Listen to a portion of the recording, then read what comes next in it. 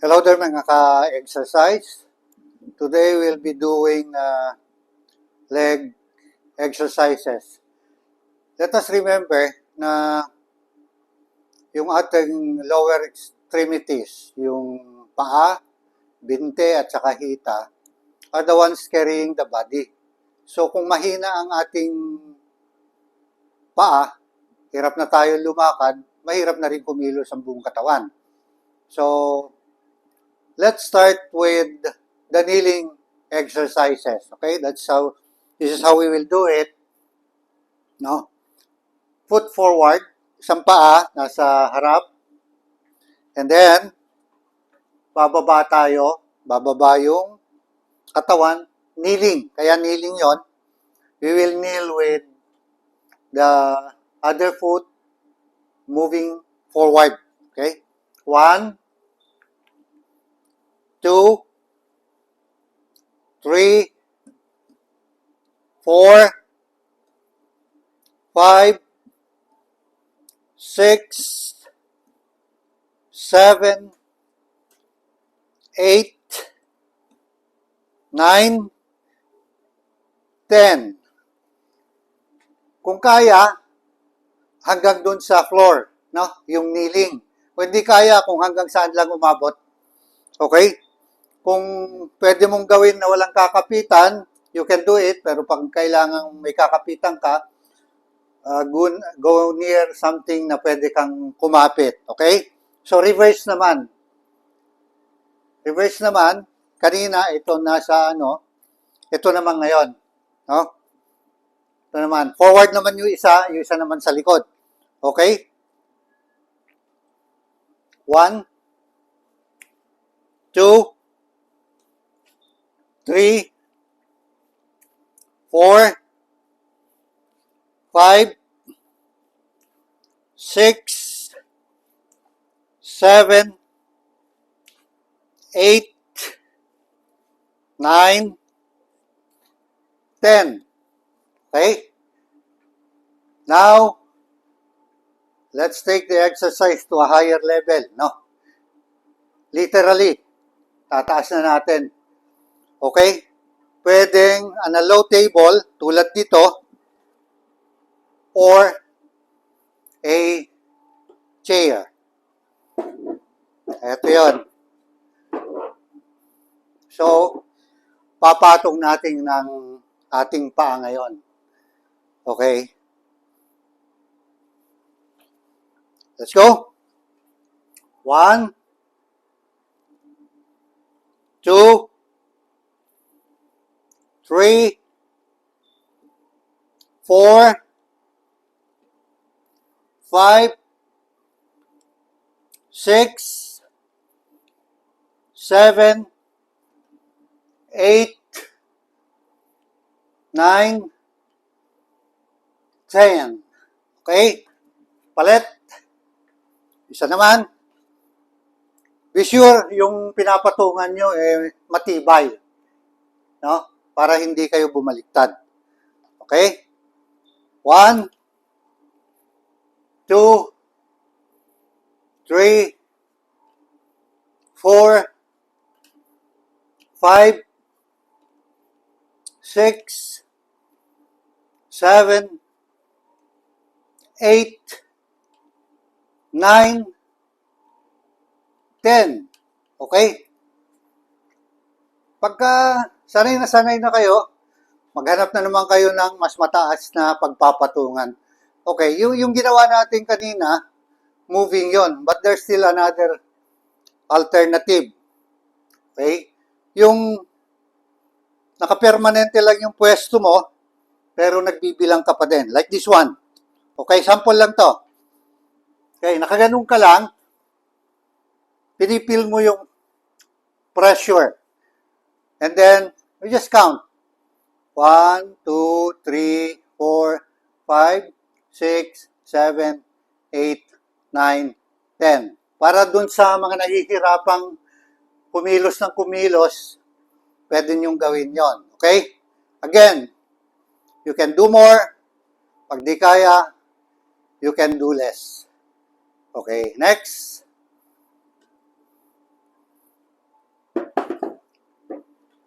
is standing on one leg. So, kailangan mo pa rin ng suporta. Ngayon, kung kaya mo nang gawin na walang suporta, so much better. Okay? I-fold lang yung isang paa, okay, like this, and then, so you're standing on just one leg, no? The longer you can do it, mas maigi, okay?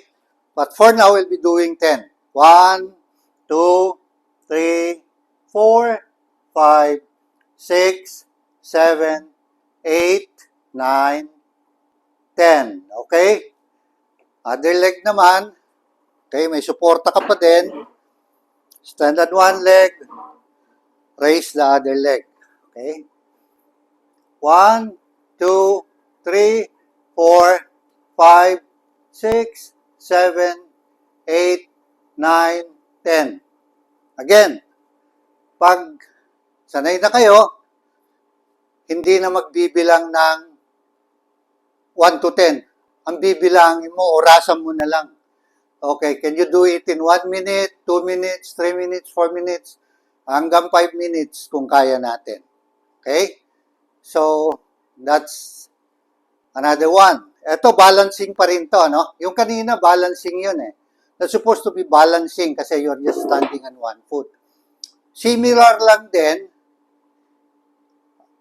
tatayo na naman sa isang paa, pero yung this time, lalagay mo yung isa sa likuran like this. No? Nakataas. Nakataas siya ngayon sa likuran mo. Hindi na siya naka-fold, naka-diretso. Doon sa ano. Okay? 1, 2, 3, 4, 5, 6, 7, 8, 9, 10. Palit. Yung isa naman, bababa, tataas yung kabila. 1, 2, 3, 4, 5, 6, 7, 8, 9, 10. Okay. Pag magaling ka na, try mo na walang kinakapitan. Para mabalanse, spread your wings, spread your arms. Okay? Pero, kailangan nakaabang yung iyong hahawakan just in case na mawalan ka ng balanse. Okay? So, 1, 2, 3, 4. Oh, nawalan na ako ng balanse. So, may kakapitan ka. Okay, try again. 1, 2, 3, 4, 5, 6, 7, 8, 9, 10. Okay. Do that step by step, stage by stage. Huwag bibiglayin, baka tumumba tayo, no? Okay. Pwede yon. Maski dun sa standing leg, wala kang kakapitan, kailangan lang there's something nearby. Especially kung mga katulad nating may mga edad na, yung mga beyond 70, okay? Ito, yung folded legs. 1, 2, 3, 4, 5, 6, 7, 8, ayun, 9, 10. Pagka na-disbalance ka, hawak ka lang and then continue counting. O pag oras na ang binibilang mo, o minuto na ang binibilang mo, okay. Mas maigi. Okay? Another one. Last time, nung nag-arms exercises tayo, yung horse stance. Napaka-importante ng horse stance na yon. Kasi dito tayo kumukuha ng balance from every side. Okay? Horse stance, eto, hindi mo kailangan magbilang. Kailangan lang patagalin mo yung horse stance mo. No, para hindi masayang yung ginagawa mo, Yun, pwede mo nang gawin ngayon yung mga arm exercises na tinuro natin last time. Pwedeng tuloy-tuloy yon, pwedeng iba-ibang basta may gumagalaw lang din sa taas para hindi lang ito. And then, pagka may movement ka dito sa taas, makakalimutan mo yung pain o hindi mo mararamdaman yung pain o yung pressure. We don't call it pain. Pressure na nandito. No? You try it, okay? You can feel yung pressure dito sa thigh at saka pressure dun sa legs, pati dun sa paa, pati dun sa side, no? Dito sa side part ng iyong legs. Okay?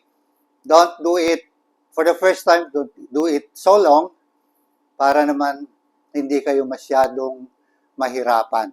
Okay? Another leg exercise. Ito. Upo tayo. And then, leg raise na nakaupo. Di ba? Last time we did the leg raise while lying down. This time naman gagawin natin while sitting down. Okay. Mas maganda, malambot yung kama. Okay, dito. Sabay.